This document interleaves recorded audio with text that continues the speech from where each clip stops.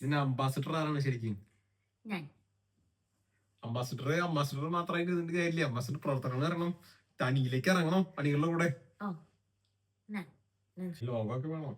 പേര് ലോക വേണം, വിജൃംഭിച്ചതല്ല. It's like a kind of cute, unique, അങ്ങനെ നല്ലൊരു സാധനമാണെങ്കിൽ ലോഗോ കൺഫേം ആക്കണം. ട്രേഡ് മാർക്ക് എടുക്കണം. ട്രേഡ് മാർക്ക് എടുക്കണമെങ്കിൽ ഉപരി കമ്പനി രജിസ്റ്റർ ചെയ്യുന്ന കാര്യമാണ്. ട്രേഡ് മാർക്ക് നമ്മളിപ്പോ ഒരു സാധനത്തിന്റെ പാർലേജിയുടെ ആ കൊച്ചു വന്നിരിക്കുന്നത് ട്രേഡ് മാർക്കാണ്.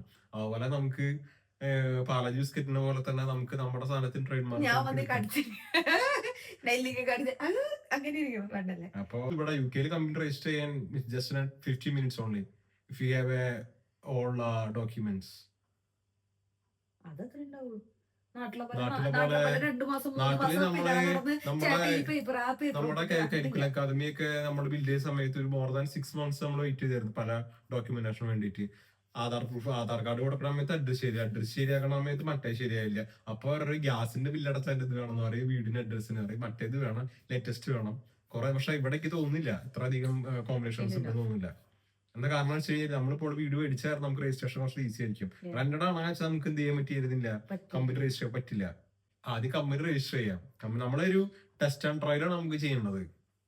നമുക്ക് സാധനങ്ങൾ സെല്ലാവാതിരിക്കാം.